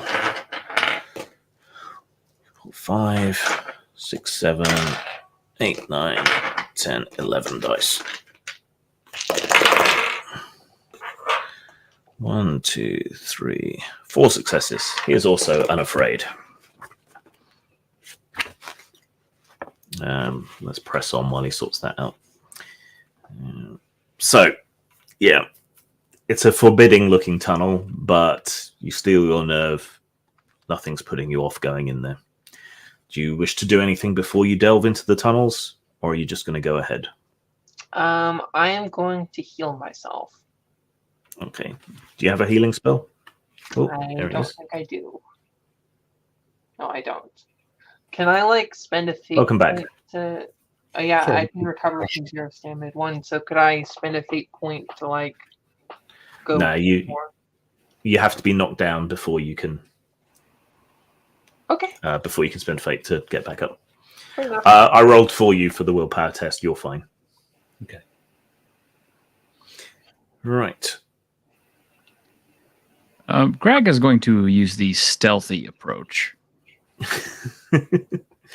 Okay. So, taking a deep breath, you enter the tunnels. After a while that feels like an eternity, the tunnel widens into a large limestone cave filled with a dim light by elaborately embedded crystals. Those are not natural crystals. They're the result of powerful magic. Draconic magic? You thought they were just beasts. Have people forgotten so much? You extinguish your torches to avoid alerting the dragon or burning them unnecessarily. As silently as possible, you sneak forward into the spacious cave, with Greg sneaking in an exaggerated fashion. Apart from the dripping of water drops and your own throbbing hearts in your chests, you hear no sound. But wait, over there, at the far end of the cave, you can make out slow, steady breathing sounds.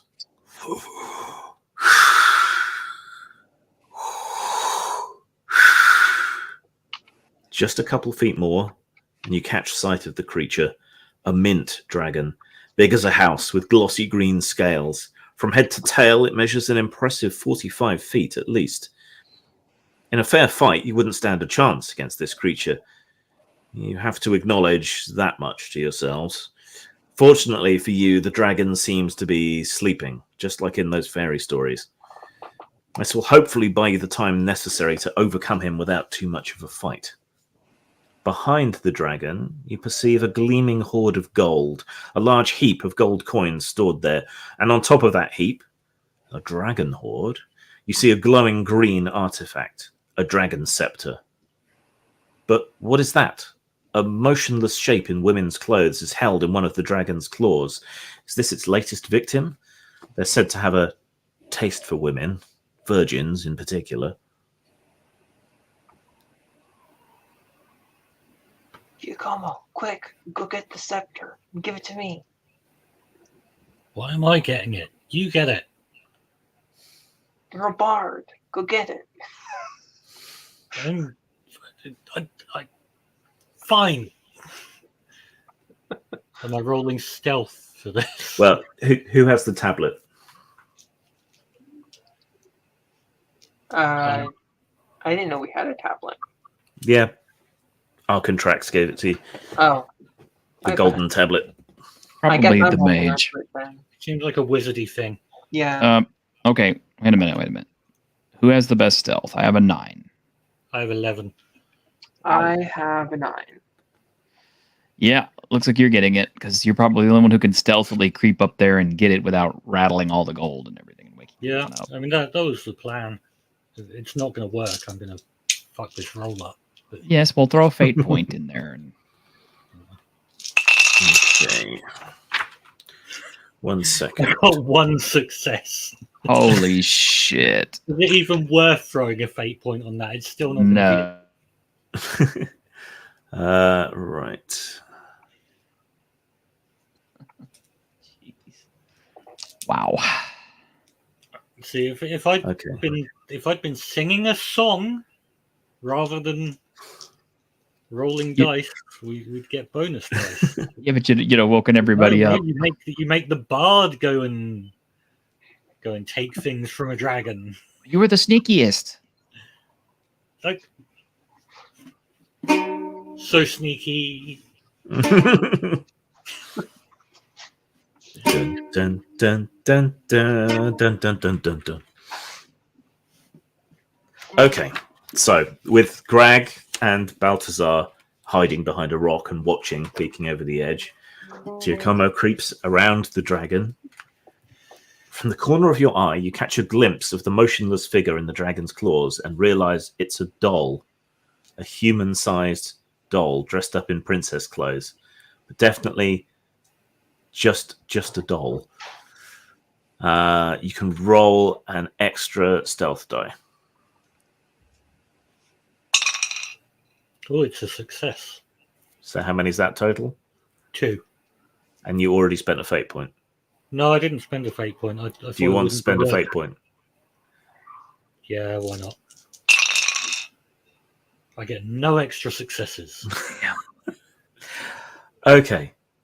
So you get around and you start climbing up the pile of gold, miraculously not making too much noise to start with. You sort of think self-congratulatory thoughts to yourself on your unsurpassed skillfulness when suddenly the coins start to slide out from under you. You manage to grab the scepter, but you lose your footing and tumble down the golden heap. The dragon opens one eye and looks at you. You have to hurry. Right. So it is now heroes go first. So first turn. What are you each doing? Greg is going to distract the dragon away from the bard. How are you going to distract the dragon? I'm going to steal his doll.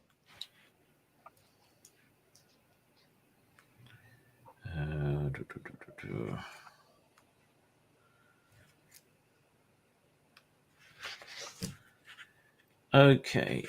Make a close combat attack to try and steal his doll. Okay. 13. I mean, we were told these things are stupid beasts, but I'm beginning to think that that's not true. It's anti-dragon propaganda. Anti-dragon propaganda. Spread about by the mainstream media. Anti-disestablishmentarianism. Anti-distinctly minty. Wow, I have never stolen anything so well in my life. There's 8 successes. Okay, you spring forward like a gazelle and snatch the doll out of the dragon's hands. It whips its head round to look at you. No! Give it back!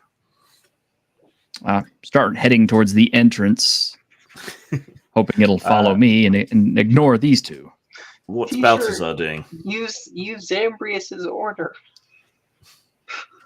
It speaks. I don't have the tablet, do I? I've got to get the scepter. You need the tablet and the scepter, Scepter's yeah, on. so... Yeah. Throw him the tablet. Or throw him the scepter, whichever. He's got the Yeah. scepter. I have I'd the like tablet. to speak to the dragon, actually. It speaks. Yeah.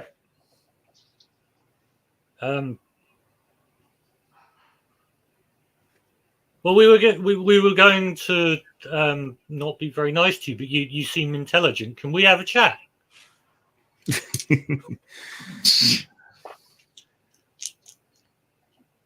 Might have before we stole his binky. You were just a monster, but you speak. Let's have a quick chat. There's 3 of us, 1 of you.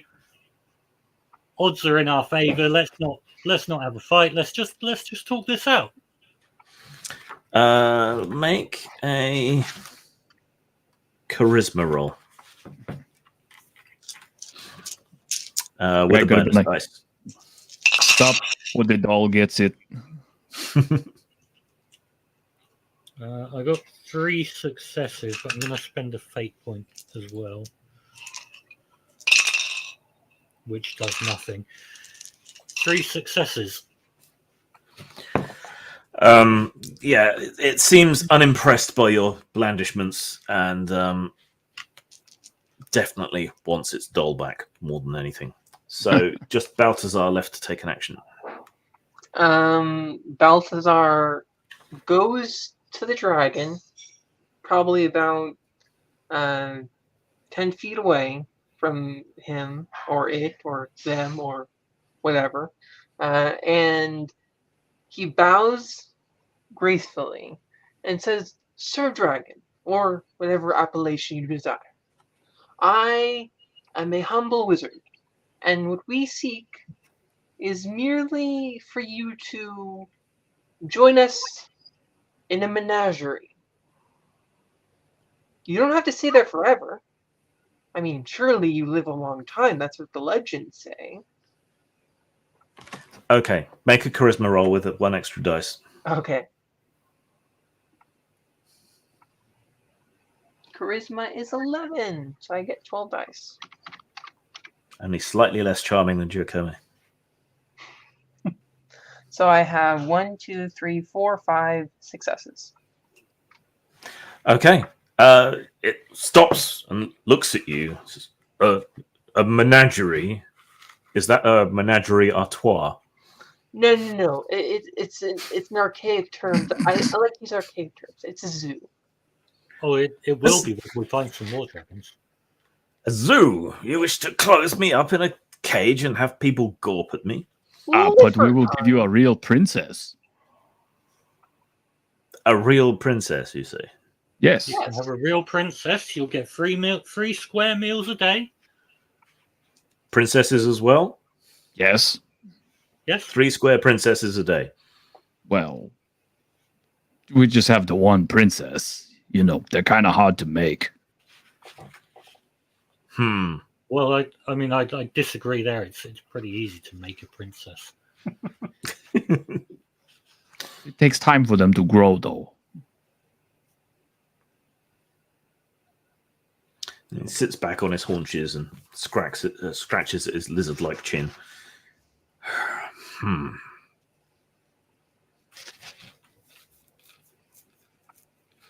Okay. There's no downside. We're not asking to steal your treasure or anything. It is quite tempting to him, but so can everyone make a charisma roll with a bonus dice, please? Okay. You need a total of 12 successes to persuade him to come voluntarily. 1, 2, 3, 4, 5, 6 successes. And we can throw a fate point still. Yep. I got 5 successes. I'm gonna use a fate point. I don't think you'll need to. Okay. I got 4. Even Grog is very convincing.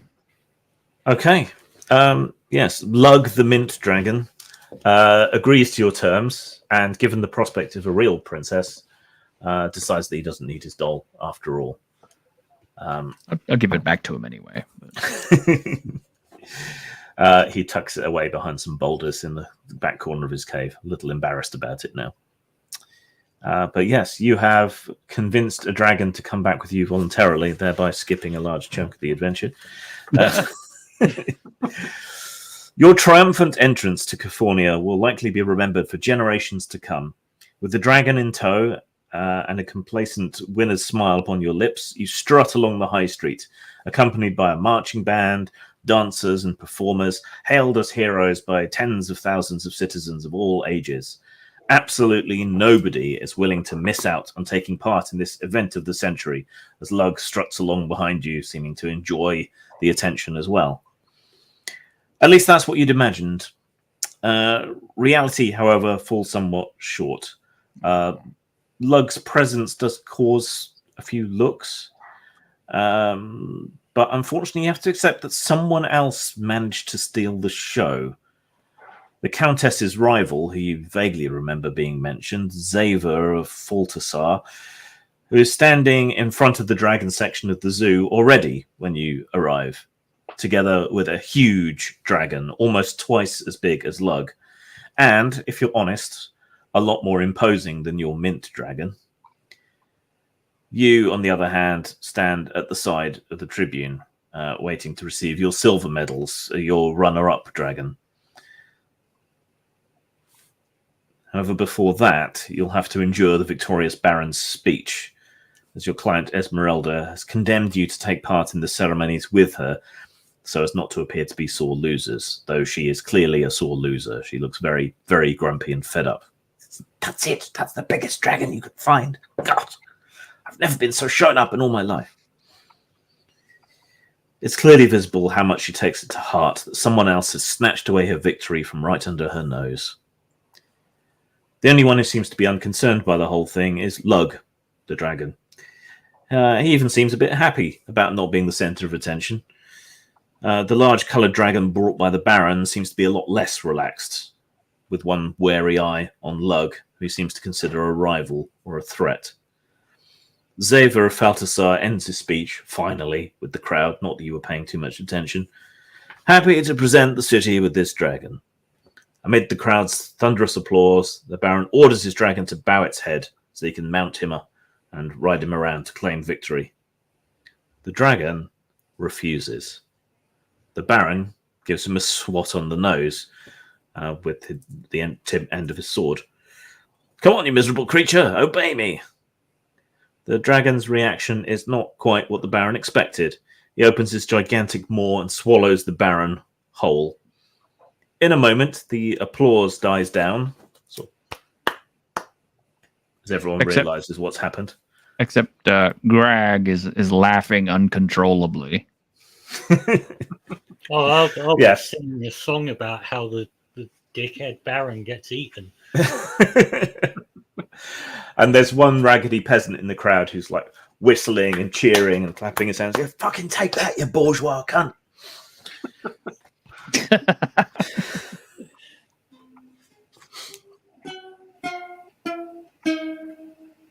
Oh, damn. Check out Sam Priest's message.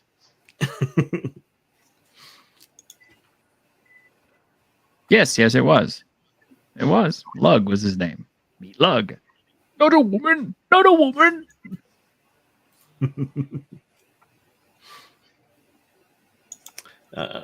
It becomes so quiet you could hear a pin drop. Then the purple dragon that the Baron had brought rises to his full height and lets out an ear-splitting roar. Roar! Within moments, the whole place turns into a chaotic tumult as the panicked citizens flee in all directions. But the dragon is not looking for mere citizens. Instead, it turns around with a glance of pure hatred and leaps towards you. It seems you will have to take on a second dragon within the confines of the city. So, you have Lug helping you.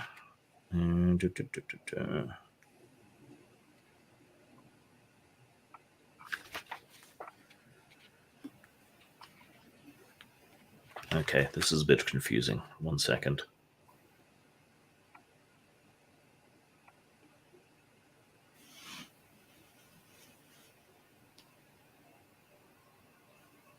Okay, got it. So, what do you want to do? The big purple dragon is heading towards you guys and Lug. And Lug shrugs his shoulders and gets ready to fight. Are there any environmental things that I can use to crush this dragon? So you're in the dragon section of the zoo and the surrounding streets. So there are buildings of various heights. I don't guess there's a portcullis nearby. That would be really there are people fleeing in all directions. There probably is a portcullis at the entrance to the zoo. Is there a dragon cage in the dragon section of the zoo? Yes, there are several big dragon cages made of the finest steel that should resist the heat of a dragon's breath. There are also the other zoo exhibits, so there are other monsters in other areas of the zoo. Is there like some kind of railing, like where people can stand, that I could knock down this fireball and crash it onto the purple dragon? So it's like almost like an amphitheater here Yeah. for presentations. So yeah, there are railings and bars and things. Okay, cool. Well, if we all run into the dragon cage and try and get Lug to push it towards us, and we'll shut it in with us. We get out. I'm assuming this dragon cage has got wide enough bars we can get in and out. But the dragon. Oh yeah, yeah. You are smaller than a dragon. There's no way we're going to always- fight this thing, but it seems stupid. It's just coming to attack us. We could always do the critical role thing and jump in its anus. And then just strangle its heart from the inside. Might be tricky. It could be possible. So are you all going to run for the? So you're going to run for the cage. Through its stomach. Yeah, we'll try the cage trick first. If that doesn't work, I'm going to lure it to a portcullis. Yeah. Okay. And I'm going to knock one of the railings down onto it with my fireball. Which might end up lighting the whole zoo on fire, but who knows? Okay, roll your fireball attack. Okay. And you two make a reflexes roll.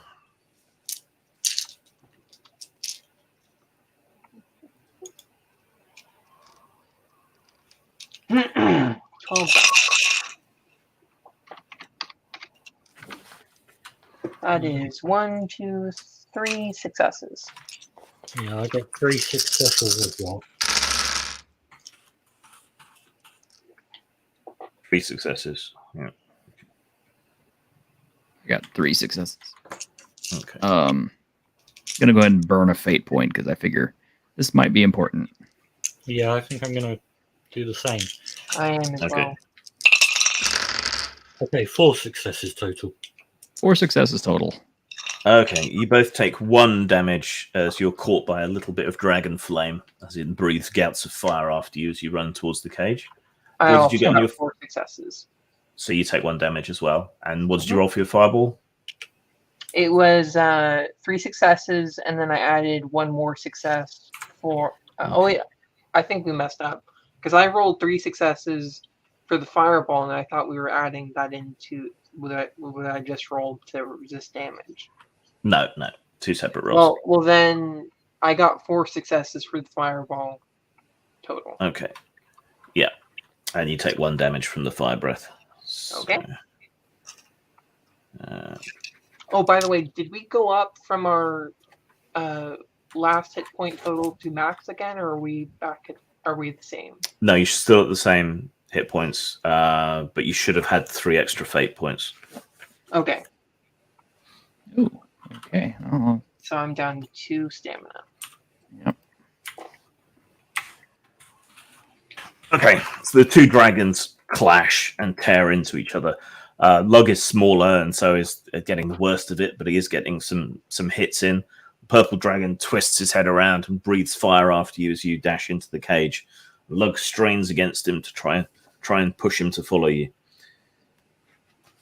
So you're all in the cage. But at the moment, most of the purple dragon's attention is on Lug. And they're fighting each other for the most part. So next turn, what do you want to do? I am going to fire a ray of ice at it. Okay. And you guys? I'm going to sing a song for Lug.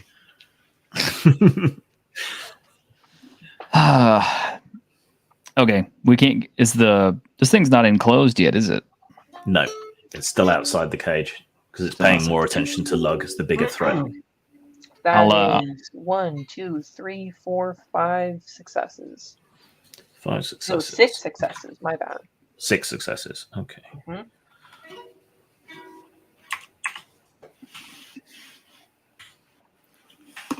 Oh, Lug, push the dragon. Push him really hard.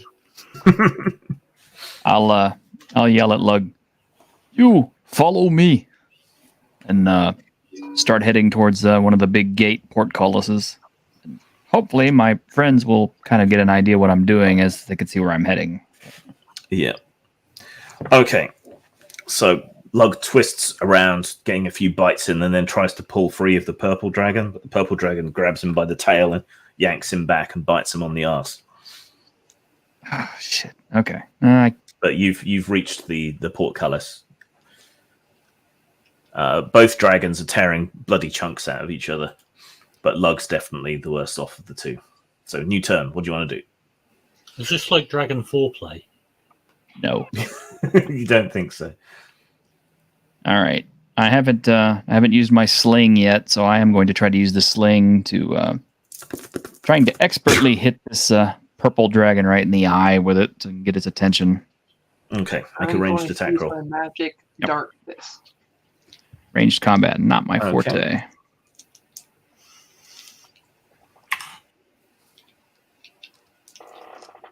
So And Definitely is gonna be- Giacomo going to continue inspiring everyone? Yeah, I'm going to continue singing songs. and I got 3 successes. I'm going to burn a fate point on this one. With a sling, so I'm going to sling him. Okay, your magic darts ricochet off the dragon scales. Shit. Oh no.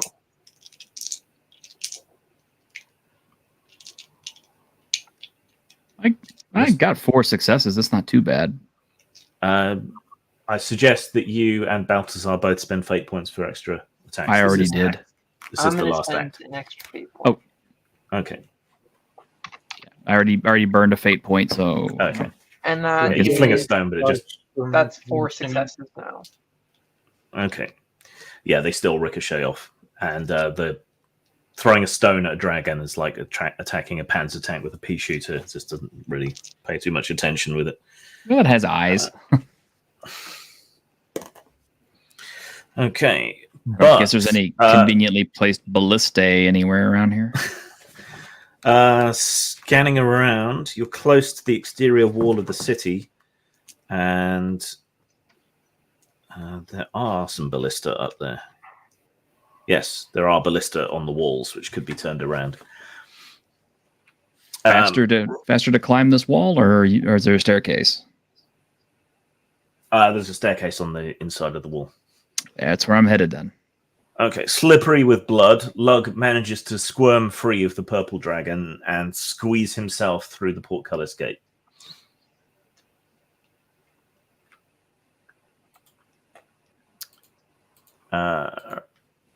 The purple dragon goes to follow, but realizes he's too big and turns back around to the cage where Balthazar and Giacomo are and breathes in deeply. Your turns. Can I tell what this dragon's breath weapon is? Fire. After you get cooked by it, yes. Okay, I'm going to fire a ray of ice to meet its breath weapon. Cool. Okay, go for it. That's 16 dice.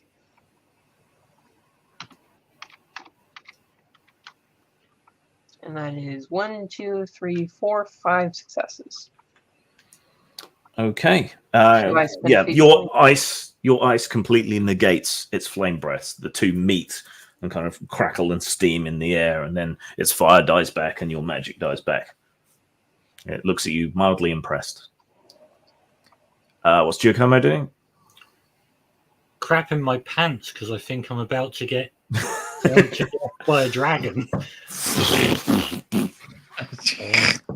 Yes, you fill your puffling pants with poo. You don't have to roll any dice for that. No, you can do that as a free action. I suppose I could roll willpower to not crap my pants. To not shit yourself, yeah. Let's see whether I'll shit myself. No, actually, I probably don't shit myself. For once, I roll a decent amount of successes. 6 successes. Okay, no, you managed to suck the poop back in. Awesome. Right, Greg reaches the ballista on the wall. Yep. Turning that thing around, aiming and shooting. Roll Big 15 dice to attack. Yes. That's a nice meaty shot. All right. I've only got 13 dice, but I'm guessing I'm going to get one more from the bard. So there's the first I 13. wasn't singing, but I guess like the musical sound of my Diarrhea. The methane. Let's see. That's 5 successes so far, and then I get 2 more dice before I burn a fate point. Yeah, I'm gonna have to burn that fate point.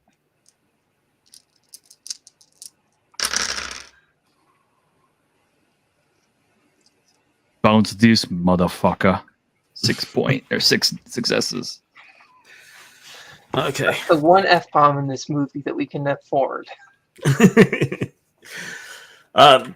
So the ballista bolt comes hurtling from the wall and strikes the exhausted purple dragon, stabbing into his breast and piercing his heart.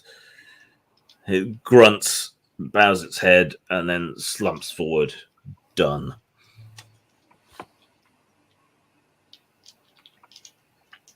All of Kaphornia is on its feet for you. Flags and pennants flutter from all the rooftops. Firework rockets light up the sky. The citizens are dancing in the streets and sing your names. The heroes who succeeded in destroying the terrible demonic dragon and saved the city from annihilation. A statue in your honor is already being carved, and people are suggesting a new civic holiday.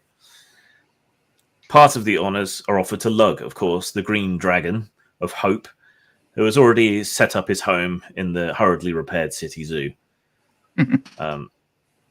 The book's already filled to the brim with guests, and he's volunteered to serve the city as the zoo's main attraction for a limited amount of time, voluntarily. When asked what he means by a limited amount of time, he says, "Oh, I don't know, a century or two." In the meantime, Refractus has been released from jail. He hands you the promised healing potions, 1 each, and expresses his regret over everything that happened.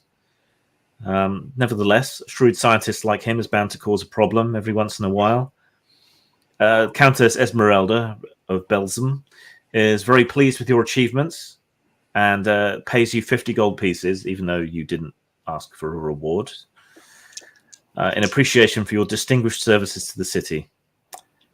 And most of them lived happily ever after, but the heroes moved on in their search for fame, fortune, and adventure. So you get 50 gold pieces, a healing potion, and 20 experience points. We're only at 2 hours, so we could do the second adventure if you feel up to it. I don't think we get it done anytime pretty quickly. I don't know. Well, this one took 2 hours, so I'm not feeling up for another game right now, so okay. Just saying, because this was quick, but no, that's fine. So if you were spending experience points and we were playing on, it's 20 experience points to raise an ability by +1. Ooh. Raising your stamina costs 30 points to raise it by +1. Magic spells can be raised like skills, +1 for 20 XP. And gold pieces may be used to buy stuff.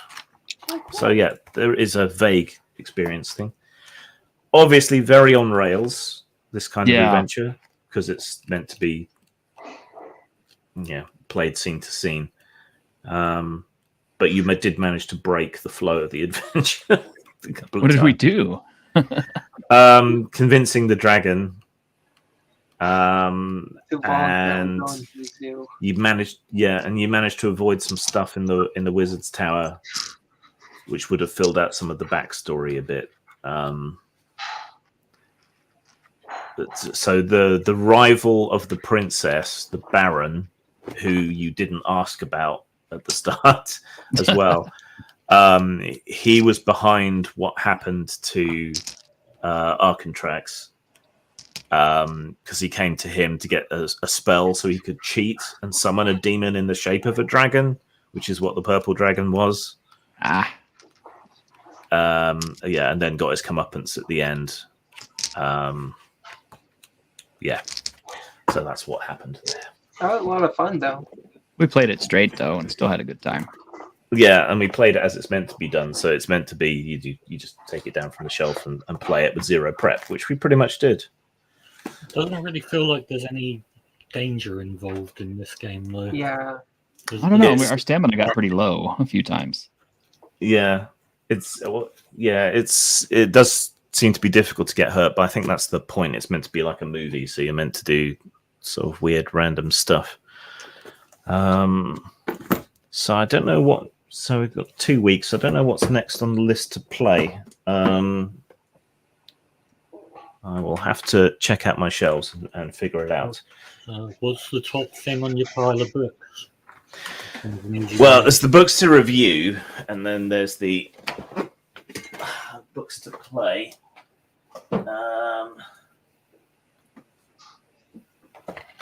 Oh, there was Mouse Guard, wasn't there? Yes, that's on the list, but I don't want to play another Burning Wheel quite so soon. Yeah. I don't want to play another Burning Wheel, but the the comments section of YouTube suggested that we didn't do it right. Yeah. we got flamed, or I got flamed for that. So yeah. Next one on the pile of to play is Hot War, which is a sort of post-apocalyptic Britain thing. I can get up for that. So we should consider that. To anyone who's watching, if you want to join in on the games, I run one every other week. And my cheeks were on show. Do apologize. Yeah, and the idea of Green Game is we're going to go through my shelves and play pretty much everything I own once. So if you want to join in, let me know. And every other week, T-shirt, who's playing Greg, he's running Scarlet Heroes at the moment. Yep. And probably something different in the future. So the weeks when I'm not running a game, T-shirt is. I'd like to get in on that. I just need to get up earlier. Actually, we're doing it at 2 p.m. now. Well, 2 p.m. my time. Yeah, Well, then I can do that. my hour changes at the end of the month anyway, so it's all good. Awesome. All right, we shall see you next time. Hopefully, thanks for watching. Thanks for playing. Thanks, everyone. Take Thank it you. easy. Have fun.